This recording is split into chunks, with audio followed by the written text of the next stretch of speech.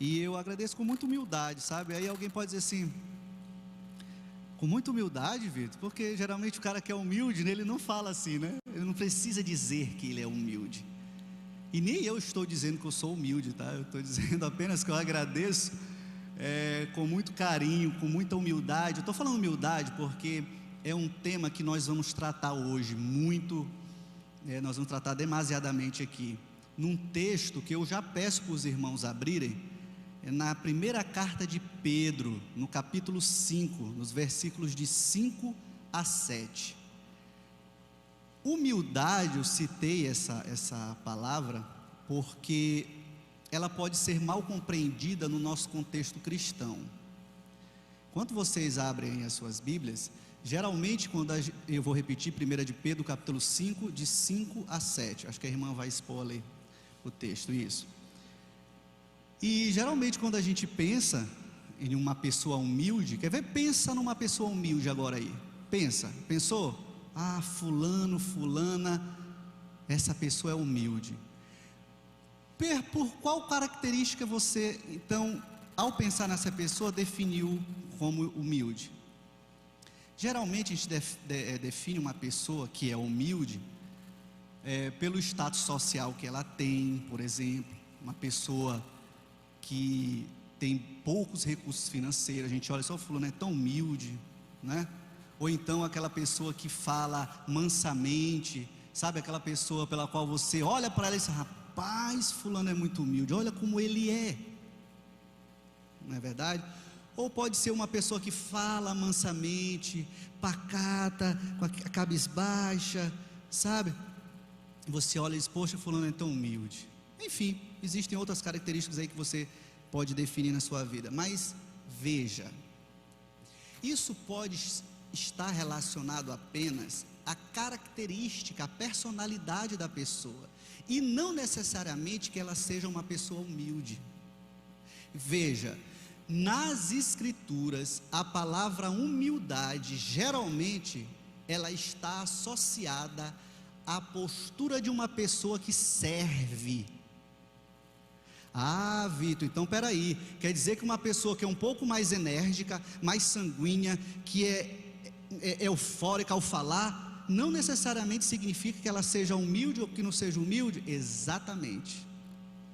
Ou aquela pessoa que fala mansamente, cabisbaixa, significa que ela seja humilde? Conforme o contexto bíblico, para uma pessoa ser humilde, ou que ela tenha uma postura, uma ação de humildade, significa se essa pessoa serve. E aí eu vou deixar uma definição de humildade, que nós vamos ler ali no texto, no 1 de Pedro, capítulo 5, versículos de 5 a 7, e você que nos acompanha também pelo YouTube, abra sua Bíblia e deixe ela aberta. São 3 versículos, mas nós vamos trabalhar essa definição de humildade em 3 áreas que definem um cristão. Primeiramente, a humildade em relação ao próximo, em relação ao outro irmão, que é no plano horizontal. Depois nós vamos trabalhar a humildade no sentido vertical, a nossa humildade para com Deus. E em terceiro lugar, a humildade é como se a gente estivesse olhando com um espelho em relação a nós mesmos. Então abre aí tua Bíblia. Enquanto tu abre, que deve estar aberta, eu creio, eu vou definir o que significa humildade. Humildade significa propensão à inferioridade. É uma pessoa que tem um senso profundo de insignificância moral.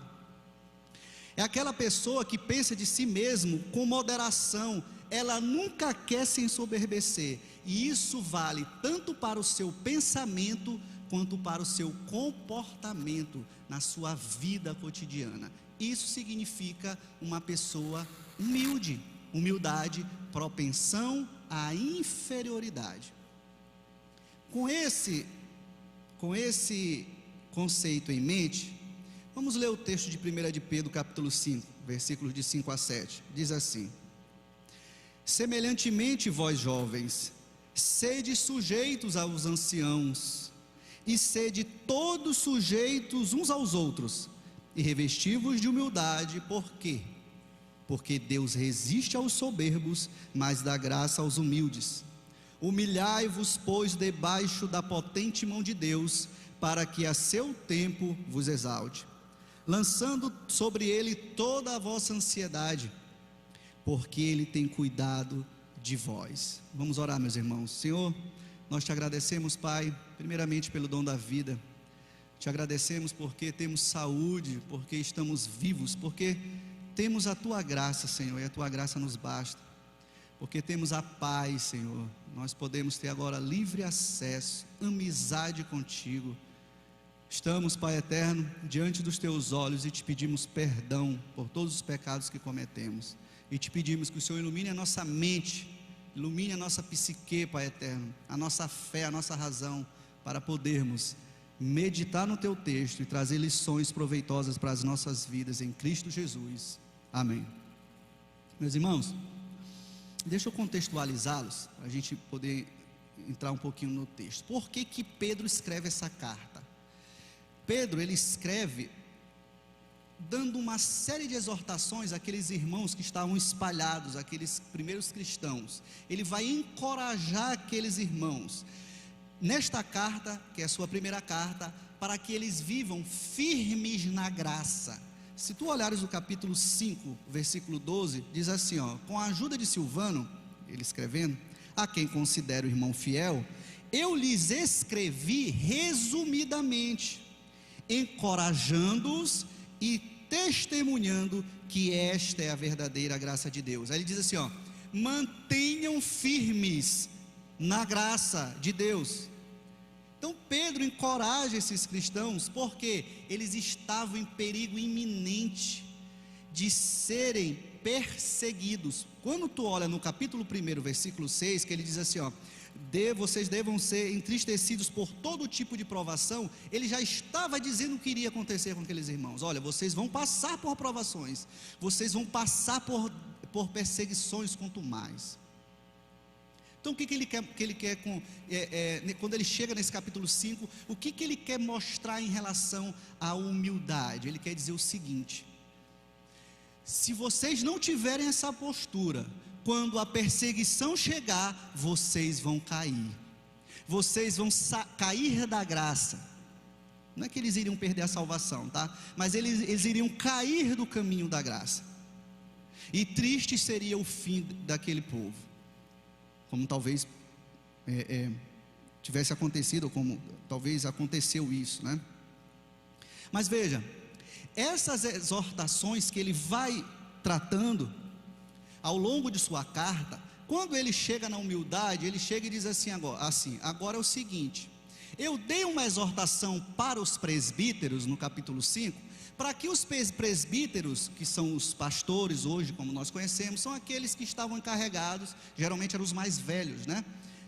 No ensino da comunidade, de levar a comunidade cristã a andar na graça no caminho dos apóstolos, no caminho do Novo Testamento.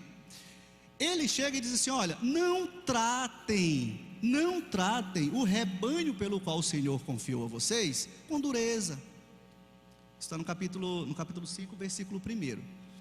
Ele vai dar uma série de exortações a estes. Quando ele chega no capítulo 5, no versículo 5, acompanha comigo, olha o que ele diz: semelhantemente vós jovens, semelhantemente o quê?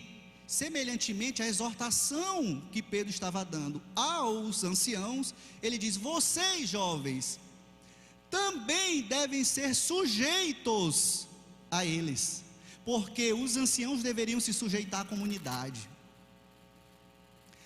Os líderes daquela época deveriam se submeter àquela comunidade pela qual eles estavam inseridos. É bem diferente um pouquinho do que a gente vê hoje, assim, no meio do nosso contexto, do nosso evangelicalismo, né? Parece que os pastores é que estão mais... Parece que só eles que devem ser servidos, né? Enfim, isso é uma questão, graças a Deus, nossa comunidade não vive esse tipo de loucura. De loucura. Veja, e aí quando ele chega e diz, semelhantemente, vós jovens são aqueles que estão abaixo da liderança, não necessariamente nesse contexto, seria os jovens por idade, porque abaixo daqueles líderes estavam também outras pessoas de idade mais avançada, mas que não eram líderes. Então, quando Pedro diz, semelhantemente, vós jovens, ou seja, a comunidade cristã,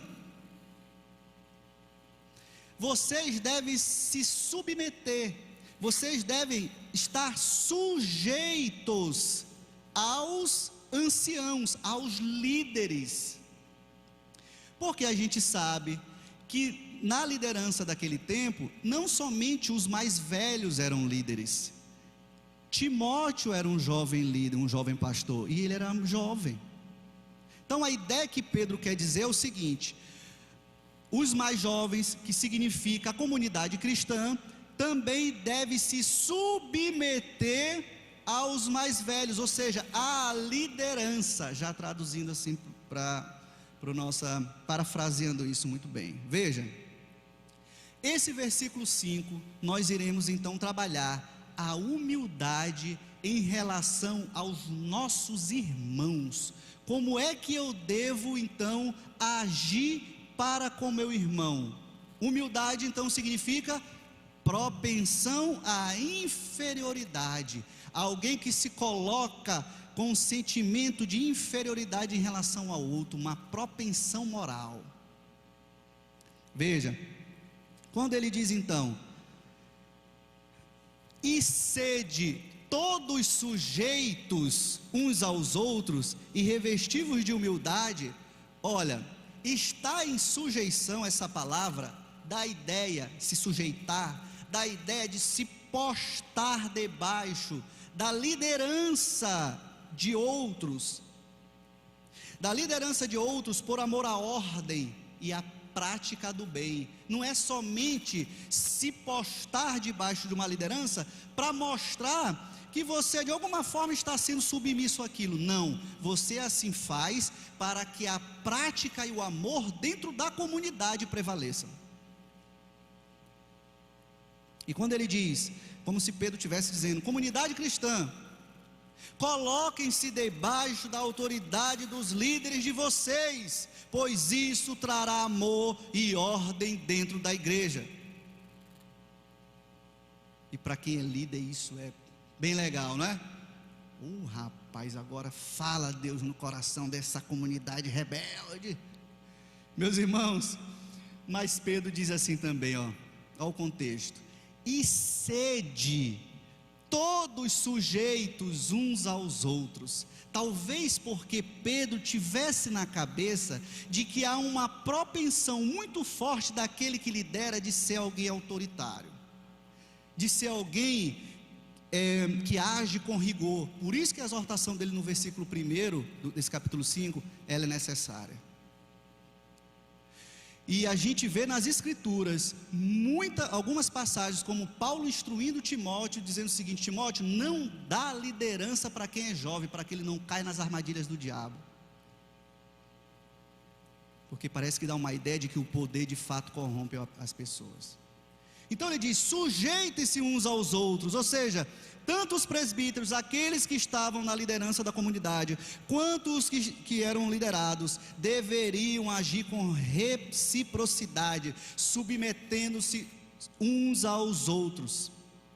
E aí ele diz também, olha o que ele diz no texto: e revestivos de humildade. Essa palavra revestir aí é interessante. Algumas traduções dizem assim, e ponde o avental da humildade. Eu não sei se na tua Bíblia está assim, mas revestivos, essa palavra é justamente isso que dá essa ideia, pinta a figura de um escravo, que ele atava o seu avental na vestimenta, para ele se preparar para o serviço. Ele então colocava um avental, revestia-se desse avental e ia servir, e ia trabalhar. Então o que o Pedro está dizendo? Reveste, todos vocês devem se vestir desse avental, tanto o liderado quanto quem lidera. Agora, vocês devem vestir-se de quê? Para servir. Olha o texto, revestivos de Humildade. Vocês então, para servir, vocês precisam vestir, ter na consciência essa propensão à inferioridade. Não considerem-se superior a ninguém. E ele continua: o que vocês devem ter é um pensamento baixo, pensar pouco de si mesmo, é ter essa propensão à inferioridade. Sabe por quê? Por qual é o motivo de tudo isso? Olha no texto, Pedro continua e diz: o motivo de tudo isso é porque, olha lá no texto, Deus resiste aos soberbos, que é o contrário de humilde. Deus resiste aos soberbos, mas dá graça aos humildes. Pedro cita Provérbios 3:34, talvez estivesse costume o povo judeu com esses versículos, né? Com essa literatura de Provérbios. Soberbo, como eu disse, significa o contrário, né? De humilde. Soberbo é o orgulhoso, é o arrogante, aquele que mostra-se acima dos outros. A este Deus resiste. Agora notem, soberbo não significa necessariamente uma pessoa que fala rude, uma pessoa, volto a repetir, por características físicas. Soberbo significa aquele que não veste o avental, aquele que ele acha, por não vestir o avental, ele acha que ele é superior. O que define um soberbo é alguém que não põe o avental da humildade. Esse é um soberbo. Ele não quer servir, ele quer ser servido. Olha a ideia, a perseguição, olha o contexto, perseguição vai chegar, vai ser uma perseguição ferrenha. Se vocês não servirem uns aos outros, vocês vão cair da graça, porque vai haver disputa entre vocês, uns vão querer ser maior do que os outros, haverá tirania da parte daquele que lidera, e haverá confusão entre vocês. E meus irmãos, pasmem, a gente sabe disso. A maioria das nossas denominações, quando racham, é porque lhe falta um sentimento importantíssimo, ou uma postura importantíssima, que é a humildade. E eu não estou falando de submeter-se apenas por uma questão, volto a repetir, tola, sem pensamento, sem entendimento, de dizer assim: o pastor está falando, eu me submeto. Não, se o pastor, os líderes, a congregação estiver contrário às escrituras, aí nós devemos nos levantar, porque já é uma outra questão, é uma questão teológica. Agora, no que tange, no trato de uns para com os outros, nós precisamos dizer: eu me submeto à tua autoridade e você se submete à minha autoridade. Por quê? Porque isso agrada a Deus, porque isso faz com que Deus se coloque ao nosso lado. Olha o que diz o texto: mas ele dá graça aos humildes. Já os soberbos, aqueles que não querem vestir o avental, ele resiste. Resistir da ideia de que Deus se opõe, que é o contrário de se colocar, se opor, se colocar de lado, perdão. Aos soberbos Deus se opõe, resiste. Isso é muito sério, porque a humildade cristã, irmãos, ela é caracterizada, isso aqui é um princípio, grave isso na tua cabeça, ela é caracterizada necessariamente pelo serviço e pela sujeição aos irmãos, pois isso produzirá a aceitação de Deus. Irmãos, Deus reage para conosco a partir da atitude que temos para com os nossos irmãos. Ele resiste àquele que é soberbo, mas dá graça àquele que é humilde. Se formos humildes, Deus nos aceitará. Se formos soberbos, Deus nos rejeitará. Por isso Pedro diz: revesti-vos de humildade. Talvez Pedro estivesse pensando em quê? Lembra que a ideia de revestir não era a ideia de alguém que põe um avental no dorso, né? Para o escravo, para se preparar. Você pensa em quem que fez isso? Lembra da cerimônia do lava-pés? O que foi que o Senhor Jesus fez? João capítulo 13, João registra isso. E Pedro, como estava lá, talvez estivesse pensando nisso. Que havia até uma discussão na época, eles estavam discutindo: Senhor, o que é o maior no reino dos céus? E o Senhor vai dizer que o maior é o que serve, né? E quando Jesus está lá com os 12, não tinha escravo. Se não tinha escravo, naquela cultura, quem lavava os pés eram os escravos. Se na cerimônia não houvesse algum escravo, quem era para fazer essa cerimônia eram os discípulos. Mas Jesus, o que foi que ele fez? Ele pega a vasilha, coloca o avental e se prostra para limpar os pés dos discípulos. O que foi que Pedro fez? Não, Senhor. Não, Senhor. Por quê? Porque na cabeça de Pedro era a pior das atividades que alguém poderia fazer. Jesus, o anfitrião da festa, se rebaixa, se coloca para servir. Quem deveria fazer era um escravo. Pedro então disse: não, Senhor, tu não, tu és o anfitrião. Quem tem que fazer é um escravo. Ele não entendeu o que Jesus queria fazer. Então Jesus chega e diz: Pedro, se tu não permitir, eu estou parafraseando, tá, gente? Depois você olha lá em João 13. Pedro, se tu não deixa eu fazer isso, não tem parte comigo. Então Pedro deu aquele estalo. Aí depois parece que Pedro disse: não, Senhor, não só os pés, mas o corpo todo, né? Enfim, então veja, a postura de Cristo que foi uma postura, eu acho que o ápice, se não da humildade, de mostrar para os seus liderados que todos deveriam fazer a mesma coisa. Que à medida que nós nos colocarmos diante dos nossos irmãos servindo, Deus agirá conosco, se colocando ao nosso lado. Aí você diz assim: Vitor, beleza, mas de que maneira prática eu vou servir meu irmão? Na prática, como é que eu vou servir meu irmão? Deixa eu te dizer, Deus, Ele te deu dons e talentos. Nós já trabalhamos aqui exclusivo, né, pastor Clóvis? Sobre dons, sobre talentos,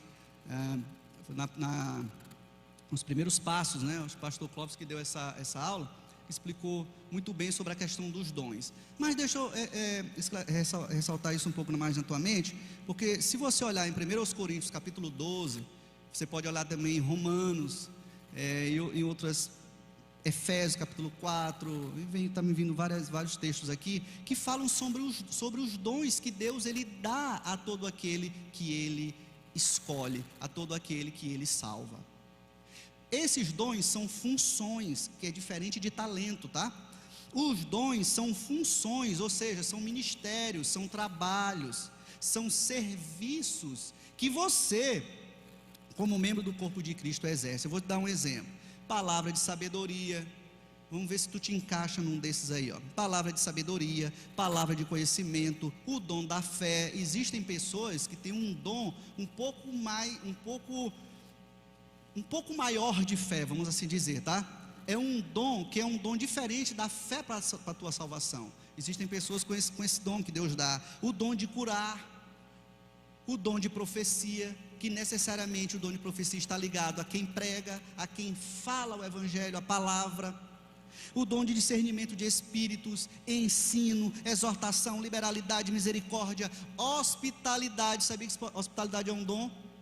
Irmãos que adoram receber outros irmãos em casa, adoram receber os missionários, pastores, enfim, adoram ajudar. É um dom. Hospitalidade está em Romanos 12. Aí você diz assim: Vitor, eu não me encaixei em nenhum. O que eu vou fazer?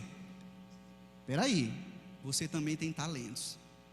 Deus te deu talentos que podem estar também que podem estar inseridos nesses dons que eu falei. Mas alguém pode ter uma habilidade com a arte, com marcenaria, alguém que é bom em metalurgia, em alvenaria, etc.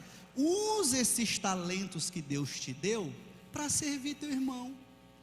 Agora veja, não é só servir. Quando a gente está falando em comunidade, eu não estou falando no templo especificamente apenas, eu estou falando na vida, no cotidiano. Os dons que Deus te deu, os talentos que Deus te deu, eles servem para que você sirva o teu irmão lá fora também. É a vida, é tua maneira de viver, é servindo. E graças a Deus por nossos irmãos que têm nos ajudado de várias formas, através de seus talentos, enfim. Mas além do serviço que nós estamos vendo aqui, existe também aquela postura que reflete a humildade, que é aquela postura de sujeitar-se. como eu falei, de você decidir na sua mente, não é sentir, eu senti uma coisa tão legal, agora eu vou me submeter à autoridade. Não, é razão. Você está entendendo que você é um cristão, você está entendendo o que Cristo fez lá na ceia do lava-pés, você agora, pela sua razão, sem emoção, e que bom que vem a emoção também no meio, mas você vai dizer agora assim: eu vou me sujeitar ao meu irmão, eu vou me submeter à autoridade dele também, e vou me colocar debaixo de sua liderança. Por quê? Porque com isso eu vou praticar o amor, eu vou praticar a ordem dentro da comunidade cristã. E aí, meus irmãos, nós não devemos viver como se estivéssemos numa guerra dentro da comunidade cristã. A atitude correta para com os nossos irmãos é de promover a ordem, é de promover o bem-estar. E se você não quer se submeter ao seu irmão, servindo, se sujeitando a ele racionalmente, entendendo que ele está no mesmo patamar seu, vamos assim dizer, há uma grande probabilidade, eu não estou afirmando que você seja assim, mas há uma grande probabilidade de que haja um orgulho dentro de você ainda. Ou você se considera superior a seu irmão, ou você tem algum outro sentimento que é ruim, que Paulo, inclusive escrevendo aos Gálatas, eu lembro agora, ele fala de um sentimento chamado inveja, que todos nós temos, lá na obra da carne, que ele fala que aqueles que têm esse sentimento lá em Gálatas, de inveja, eles não conseguem servir. Então veja, eu estou trazendo isso para que a gente pense, para que a gente comece a refletir sobre a nossa postura para com o nosso irmão, e perceber se há algo em nós que não está em consonância com o Evangelho. Meus irmãos, a igreja que eu preciso, como nós estamos vendo ali, é uma igreja com irmãos humildes, dispostos a servir uns aos outros, e dispostos a submeter-se uns aos outros, por amor à igreja de Cristo. E eu faço uma pergunta para você refletir: como está a sua vida de serviço dentro da sua comunidade? Você tem servido seu irmão com os seus dons e talentos que Deus te deu? Você tem se submetido à liderança de outros por amor e à ordem, à prática do bem? Se você tem, meu irmão, louvado seja o Senhor por isso. Se ainda não, coloque-se diante do Senhor e diga: meu Deus, eu ainda nem sei qual é o dom que o Senhor me deu. Ore ao Senhor, busque a liderança e diga: em que eu posso servir? Como eu posso servir? E com certeza a liderança te levará a um caminho mais excelente aí no serviço. Amém? Então essa é a primeira postura de humildade que nós temos que ter. Humildade para com o nosso irmão, no plano horizontal. Vamos ver o que Pedro diz então, da humildade, já no plano vertical, em relação ao nosso Deus. Olha só, o versículo 6, Pedro diz: humilhai-vos, pois, debaixo da potente mão de Deus, para que a seu tempo vos exalte. Humilhai-vos, como eu falei, significa, é um termo grego, que significa se abaixar diante de alguém. Só quem se abaixa diante de alguém é quem tem uma propensão à inferioridade. Ele entende o que ele é e se prostra. Naquela época as pessoas se prostravam de Pedro, naqueles reinados em Roma, enfim, eles se prostravam diante dos reis, porque eles entendiam que aqueles reis eram Deus. O faraó, inclusive, mais para trás, o faraó se considerava como Deus. Quando o faraó passava, então chegava, todo mundo se prostrava, porque eles diziam que nós somos infinitamente inferiores ao faraó. Da mesma forma em Roma, da mesma forma os reinados por aí. Eu não sei se hoje se isso ainda serve, né? Alguns reis aí. Enfim, a ideia de que Pedro diz: humilhai-vos, coloquem-se, abaixem-se, tenham esse senso de insignificante diante de quem? Do próprio Deus. debaixo da potente mão de Deus. Essa potente mão de Deus aí é um termo que eles conheciam muito bem também, os judeus, que faz referência ao Antigo Testamento, quando o Senhor tirou Israel do jugo dos egípcios. Lá Moisés, em Êxodo 13:9, ele diz: com mão forte o Senhor te tirou do Egito. Então eles entendiam que essa mão forte, a mão poderosa de Deus, estava protegendo aqueles que se humilhavam diante de Deus. Então ele diz: olha, quando essa provação chegar, porque vocês estão em perigo iminente, quando essa provação chegar, vocês têm que ter essa postura de se humilhar, de colocar-se, se abaixar diante de Deus. Por que isso? Para que isso? Aí ele diz assim, ó: para que a seu tempo ele vos exalte. Olha, seu tempo aqui é aquela expressão que nós conhecemos, é o kairó de Deus, né? Que significa no tempo de Deus, no tempo em que ele achar que deve intervir, no tempo em que ele, na sua infinita sabedoria, achar que deve fazer alguma coisa. Você já esperou o kairó de Deus? Está esperando o tempo de Deus ainda? Então entenda uma coisa: vai vir um tempo em que ele, no momento dele, quando ele quiser, na sua infinita sabedoria, ele então vai agir. Enquanto isso, a nossa postura diante de qualquer perseguição, tribulação, provação, tentação que estamos passando é: humilhai-vos, reconhecermos a nossa insignificância, prostrarmos-nos diante do Senhor. E aí, para que o seu tempo ele vos exalte. Exalte dá a ideia de ser levantado, que é o contrário de se abaixar-se. Quando eu me abaixo, Deus me levanta. Quando eu me levanto, Deus me rebaixa. É o contrário de abaixar-se. Deus, no momento certo, ele levanta. Não é no momento que eu digo assim, ó: eu determino que tu vai me dar a vitória, eu decreto que tu vai fazer isso na minha vida. Esse não é o tempo de Deus, porque você não tem poder para decretar nada. Essa é a questão de quem tem o entendimento do que é ser humilde. Ele entende o senso de insignificância a Deus diante dele. Ele então se rebaixa e diz: Senhor, eu não sou nada. Eu não sou absolutamente nada.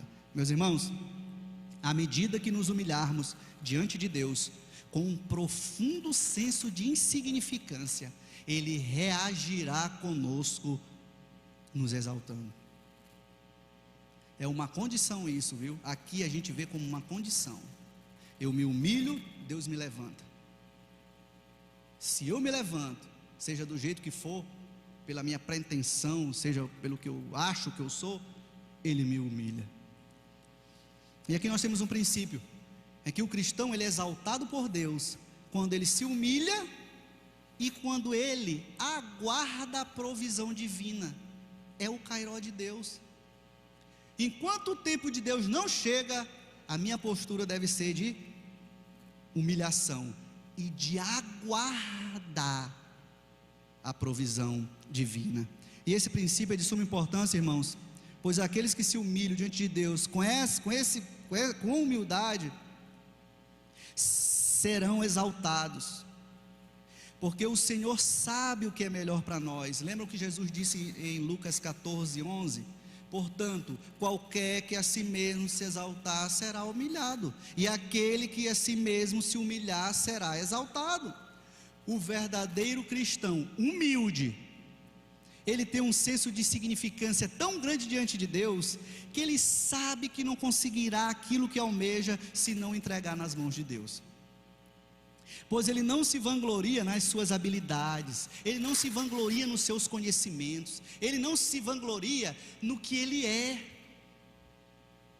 Ele coloca a Deus acima de tudo, ele coloca a Deus diante dos seus sonhos, dos seus projetos, das suas habilidades. Ele espera a vontade do Senhor, e se não der certo aquilo que ele almeja, ele não se desespera, pois ele sabe que o tempo de Deus é o melhor tempo. Ele não se desespera nem se o resultado que ele almeja, o resultado pretendido, não foi o que ele queria, porque ele sabe que Deus tem o melhor para a sua vida. O cristão humilde, que se coloca, se rebaixa diante do Senhor, a sua vida sempre vai dar certo.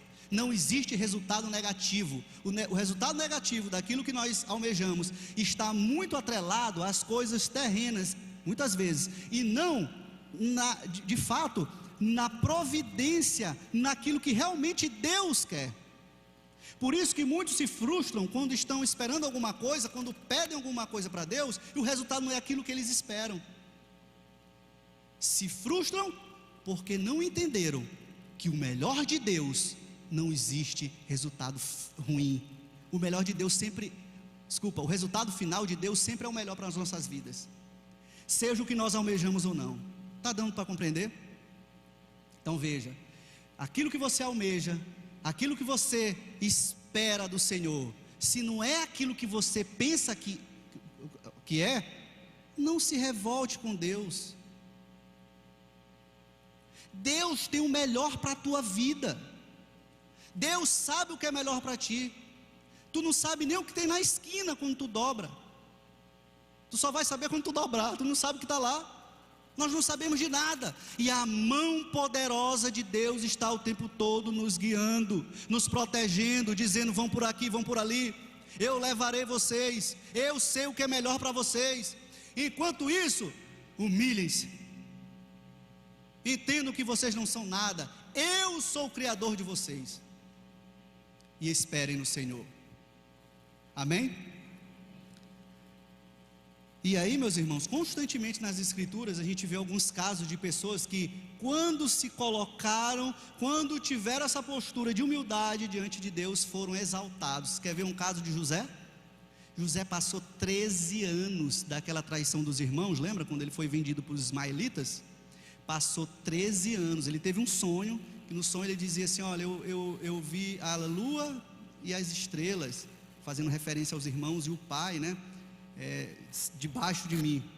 Os irmãos ficaram enlouquecidos e foram vender, porque acharam, olha só, acharam ele orgulhoso, acharam ele preterido, com aquela postura que eles consideravam altiva, mas era o contrário. Veja como confunde a nossa cabeça. Uma postura de uma pessoa que é um pouquinho mais, ou seja, fala alguma coisa, seja um pouco mais sanguínea, etc., daquela pessoa que é mais, né, cabeça baixa, quietinho. Opa, esse é humilde, o outro não é. Porque a gente julga pelo nosso crivo errado, o nosso crivo comportamental, e não é assim que Deus faz. José, então, com aquela postura, 13 anos, ele foi exaltado no tempo certo. Agora olha o que José passou: caluniado, preso, passou coisas terríveis. Meus irmãos, talvez até você esteja angustiado, esperando, né, aquilo que tanto almeja, a ponto até mesmo de desistir, a ponto até mesmo de tomar outras decisões. Rapaz, não, eu vou acelerar esse negócio aqui, olha, eu vou fazer isso aqui. Tua cabeça talvez esteja fervilhando, porque você sabe que você pode fazer alguma coisa, mas não sabe se é da vontade de Deus. Deixa eu te dizer uma coisa: não faz assim. Te coloca diante do Senhor, te humilha diante de Deus, diz: meu Deus, me instrua, não me deixa tomar decisões precipitadas, me coloca eu sei que a tua mão poderosa está sobre mim, eu sei que o Senhor vai me guiar. Coloca-te diante de Deus e espera na provisão divina. Espera, porque isso é uma característica de que você é humilde diante de Deus. Ser humilde diante de Deus necessariamente significa se colocar debaixo da sua autoridade, se postar debaixo da sua autoridade, e mais, esperar na sua provisão, no tempo dele, no cairó dele, no tempo em que ele, na sua infinita sabedoria, quiser intervir. E se ele não quiser? Você já pensou sobre isso? Vitor, eu almejo por isso, por isso, por isso. Olha, eu estou labutando por isso, continue. Eu tenho me colocado diante do Senhor, olha, já passei anos, eu não consigo ver o meu marido se convertendo, eu não consigo ver o meu filho saindo das drogas, eu não consigo passar em determinado concurso, eu não consigo um emprego como eu quero, eu não consigo. Já passou muito tempo, eu vou agir de outra forma. Meu irmão, se não tiver de acordo com as Escrituras, não vá. Senão você vai cair. É como se você quisesse sair dessa mão poderosa. Imagina que a mão poderosa está o tempo todo na tua cabeça, te levando onde Deus quer. Mas você está assim, ó, eu não quero, meu Deus, eu quero ir por esse outro lado aqui, ó. Não faça isso, que triste será o seu fim. Porque o cristão humilde, necessariamente, ele se coloca debaixo da autoridade de Deus e espera na sua provisão, espera no tempo de Deus. O tempo de Deus não é o nosso tempo. E eu acho ainda que Deus é... Eu acho não, as Escrituras que dizem. Quando as Escrituras falam sobre a misericórdia de Deus, sempre vai falar assim, ó, que excede em misericórdia, e é mesmo. Sabe por quê? Meus irmãos, nós somos teimosos, nós tomamos atitudes dia e noite e dia, que não tem nada a ver com as Escrituras, que não estão em consonância com a vontade de Deus, e ainda assim Deus, Ele nos coloca no caminho novamente, ainda assim Deus nos levanta novamente, nos coloca para andarmos, e nós muitas vezes não aprendemos, e o Senhor está lá com a sua mão poderosa, está nos levantando. Aquela ovelha que cai do Salmo 23, que vai por caminhos tortuosos, Ele vai lá e puxa, como pastor novamente com a bengala, porque Deus é misericordioso. E a nossa postura deve ser: humilhai-vos diante de Deus, debaixo da sua poderosa mão potente, para que a seu tempo Ele vos exalte. Meus irmãos, a humildade que nós temos que ter em relação a Deus é essa. Agora, no versículo 7, Pedro nos fala de outro tipo de humildade. Isso aqui é interessante, que é a humildade que nós temos que ter em relação a nós mesmos. Em relação a nós mesmos. Olha o que ele diz aqui, o versículo 7: lançando sobre ele toda a vossa ansiedade, porque ele tem cuidado de vós, ele tem cuidado de vocês. Lançar aqui dá a ideia de jogar alguma coisa sobre algo ou alguém. É o mesmo verbo que Pedro usa aqui. Foi a atitude dos discípulos quando o Senhor pediu um jumento. Eles lançaram um manto sobre o jumento, é a mesma palavra. Qual é a ideia? Eles jogaram, né, sobre o jumento. Lançar aqui, então, é lançar o quê? Nesse contexto, lançar sobre Deus toda a vossa ansiedade. Olha só, ansiedade aqui não é só preocupação. Ansiedade aqui dá a ideia de estrangulamento, dá a ideia daquilo que está te sufocando, dá a ideia daquilo que tu não está aguentando mais.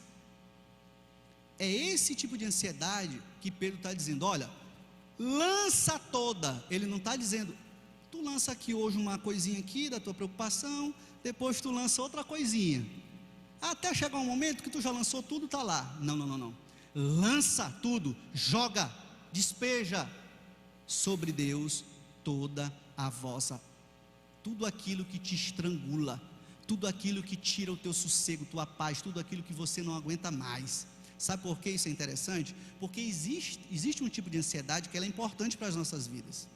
Uma ansiedade que ela te impulsiona, uma ansiedade que ela te leva até mesmo a enxergar o perigo, uma ansiedade que ela vai te colocar, trabalhar melhor em algumas coisas, vai te deixar alerta. Mas existe uma ansiedade, meus irmãos, que essa ansiedade você nem consegue nem carregar com o seu irmão. Ela é tão sufocadora que você não sabe mais nem o que fazer. E ele diz assim: lança, Pedro, sobre ele toda a vossa ansiedade. Agora um negócio interessante, porque se havia um perigo iminente de perseguição, aquele povo ia passar por esse momento de estrangulamento, de sufocamento tão grande, que eles deveriam então lançar a ansiedade a Deus. Geralmente, nossas ansiedades tem muito a ver com algo que nós mesmos plantamos ou que nós mesmos vivemos, né? Não está muito relacionado às perseguições. Você imagina se houvesse, como já está tendo, uma perseguição ferrenha contra os cristãos agora aqui no nosso Maranhão? Imagina aí. Aí tu imagina a confusão que seria, todo mundo ansioso, tu no teu serviço não dava mais para tu falar que tu era cristão, aqueles que sabem que tu é crente, iam dizer, tá ali um crente ali, bora fazer alguma coisa aqui com ele, tá errado, tu não pode fazer isso. Imagina, tu já tem problema com as tuas próprias ansiedades, tu imagina agora esse tipo de ansiedade chegando, vai estrangular a tua paz, vai te sufocar, você não vai aguentar, e muitos vão correr, já está acontecendo isso lá, meus irmãos, na Europa, está acontecendo isso na China, está acontecendo isso em muitos outros países comunistas, socialistas. Nós temos essa liberdade, ainda aqui, mas vai chegar a perseguição contra os cristãos chegará. Quando chegar, se nós não nos unirmos, se nós não colocarmos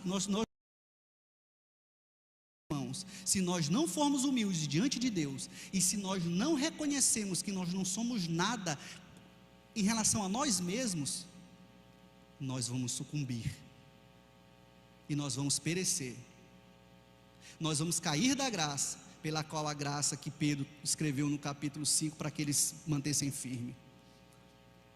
E triste será a nossa condição. Por que eu tenho que lançar a minha ansiedade a Deus, toda a minha ansiedade?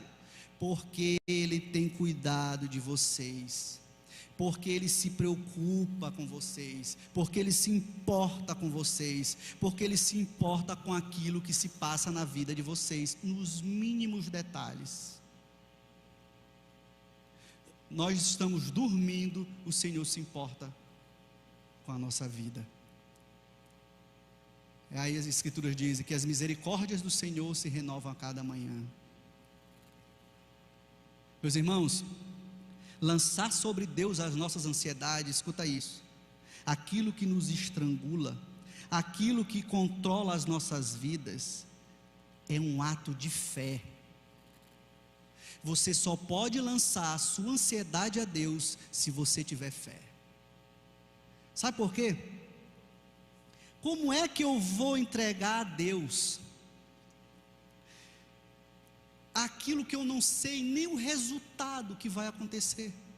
Como é que eu vou entregar a minha preocupação a Deus, onde eu digo assim, rapaz, e aí geralmente a pessoa pensa assim, eu sei que eu posso fazer isso aqui. Então, se eu lançar diante de Deus, eu sei que o resultado vai ser o que eu quero? Eu não sei. E porque eu não sei, quando eu lanço, eu só posso lançar se eu tiver um ato de fé.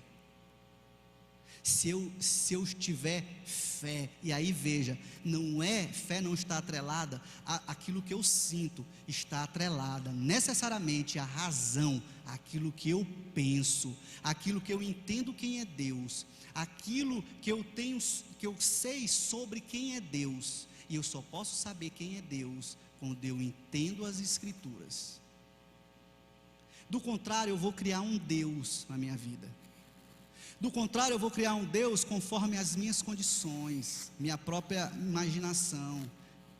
Hoje até postei no meu Instagram, lembrando aqui, aquele Cristo bonito, ocidental, não tem um Cristo bonitão, assim, que ele é cabeludão, os olhos azuis.